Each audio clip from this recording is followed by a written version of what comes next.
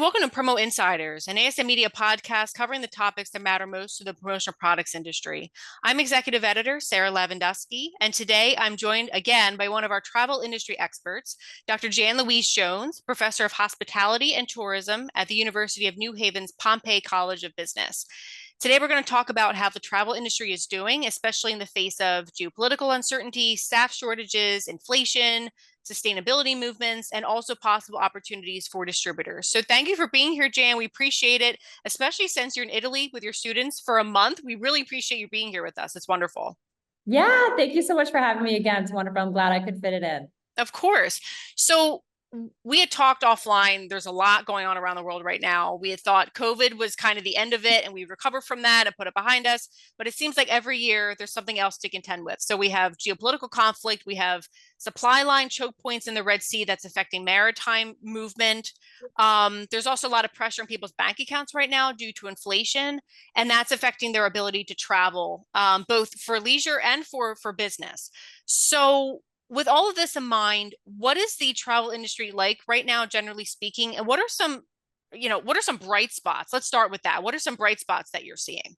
Yeah, always good to start on the positive. So, Yeah. I mean, the good news is people are ready to travel again and have been traveling. They definitely traveled last year. We see the numbers up in terms of pre-COVID numbers. So this is actually a great sign for our industry. People are back to wanting to travel international. So even with all of the things going on in the world, which quite frankly, the hospitality industry is kind of sadly used to, in the sense that there's always something, right? That we're sort of adapting to, whether it's supply chain, political, any kinds of diseases, things like that. But the great news is that people are ready to travel and they are traveling. That's great to hear. So, what are some of the challenges that you're seeing that you alluded to, the challenges that remain for these hospitality organizations that are like just buffeted by these things year after year now? What are some of the challenges that you're seeing right now, and then also on the horizon, perhaps? Yeah, so some destinations are going to see a huge bump in numbers. And so just getting ready for that. Some of the, destinations that have very popular kind of sites and stuff like that are going to see maybe even a little bit of over tourism where people are flocking to the same places because they haven't been there in a few years and it's on their bucket list.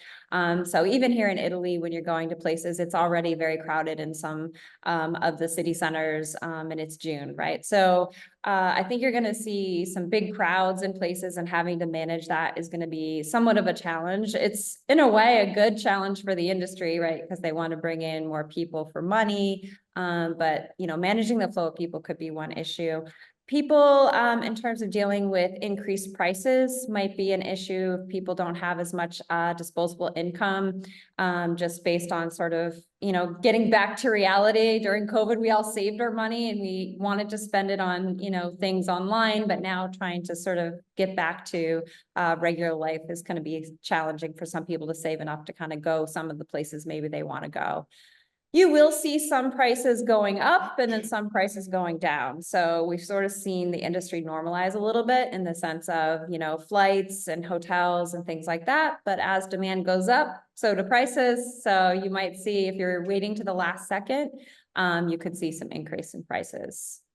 Are you also finding, especially, I think it's a good question for you since you are traveling right now, are you finding that staff shortages in different places are still impacting service levels?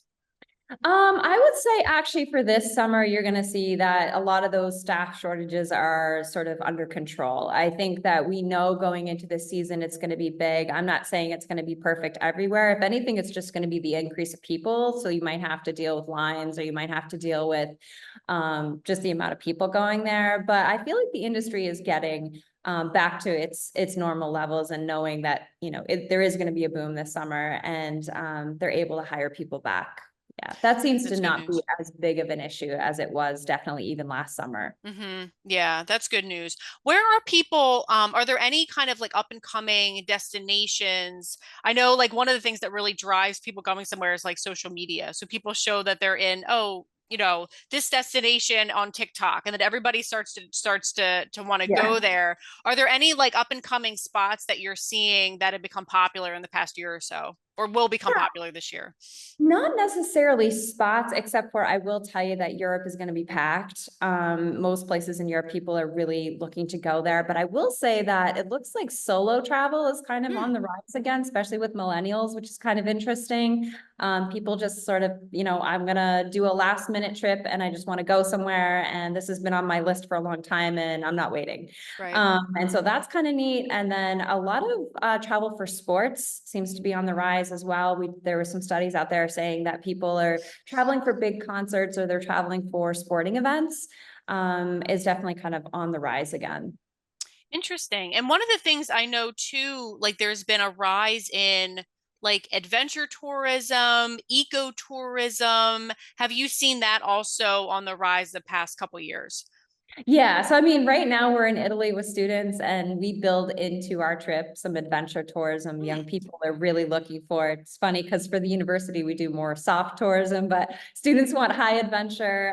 So young people are looking to get out and do things. I think this is also a result of COVID where people were stuck inside and they really want to get out and they want to enjoy nature. They want to enjoy things and time with their friends and family, but doing something that's a little different than maybe they've done in the past in some of those locations. So yes, I would say that this is definitely something even since and during COVID that was a big change.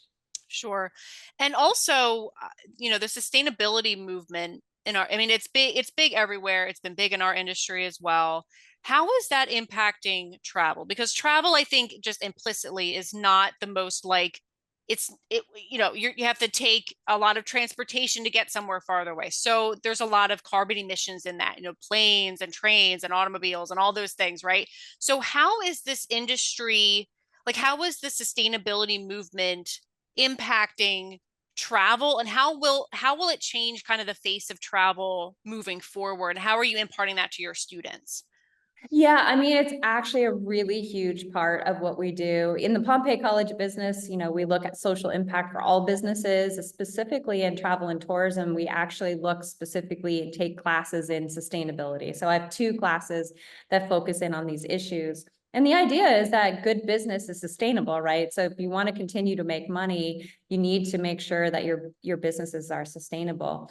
From the traveler perspective, I do think that people are more conscious of the environment. They're trying to be more conscious of how they impact communities when they travel. Sadly, I don't think it's enough yet. I think that we have a long way to go when it comes to sustainability, because if somebody really, really wants to go on an airplane and go to another country, the reality is that's still a huge environmental impact, right? So you might be very sustainable in how you act when you're there, both with the, local culture and the economy and the environment.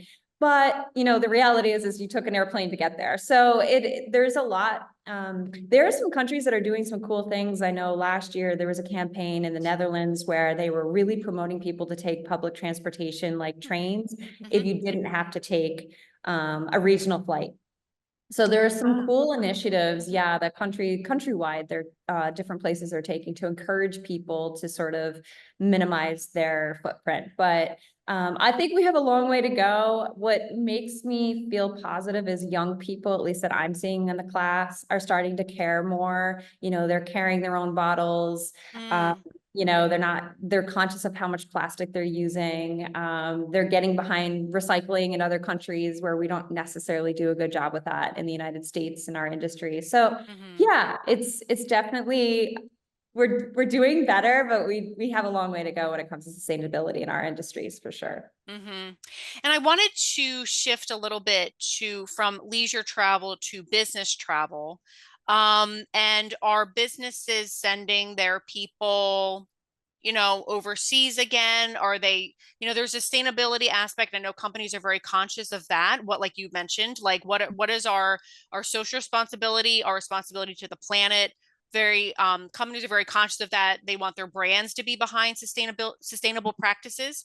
So I'm curious if you're seeing maybe business travel being affected by that. And also, like we talked about the cost of travel these days. Are companies kind of pulling back? Are they doing more Zoom calls? What has that kind of been looking like the past few months? Yeah, and I think it's the businesses and the workers, right, that are driving these major changes in some of these businesses where, some people expect to work remotely now and they don't necessarily want to be going into an office every day. And so it's sort of Mhm. changed the culture of a lot of places. I will say that I get conflicting kind of feedback from industry. There are some hotels, for example, in some of the cities, in New Haven specifically, they were saying that their leisure travel is booming, Hmm. but their business travel really did not come back. But, I spoke to other hoteliers that tell me, their conferences are up again and they're doing well again. So I think it's by location and the kinds of companies you're dealing with. But we also have this interesting trend where people are working more remotely. And so they're staying longer in some of the destinations that they're going. So, they might Mm. get an Mhm. Airbnb for 2 weeks and stay Mhm. in that location because they're working from home, right? So they can do that. But yeah, I think there's definitely been a lot of organizations that have pulled back on some of these big trips, and conferences are just kind of starting to come back now. Ultimately, though, I don't think it will ever completely go away. There's that Mhm. value of meeting in person, and networking and those conversations that happen that you don't get on a Zoom call, that I think some businesses still value and will always encourage. But yeah, it's just the sustainability component is big. If you can have a meeting where you don't have to fly everyone to a location, then I think that is going to happen more and more. Mhm. Have you seen in your travels, speaking with different companies, have you heard of or seen any branded products that have to do with travel specifically that are given to guests or anything like that? Not necessarily. I can just tell you like things like water bottles, especially collapsible water bottles that Yeah. are easy to pack. Even the packing cubes seem to be huge now. I think, it's like every student has packing, even I have packing cubes and never thought I would have them.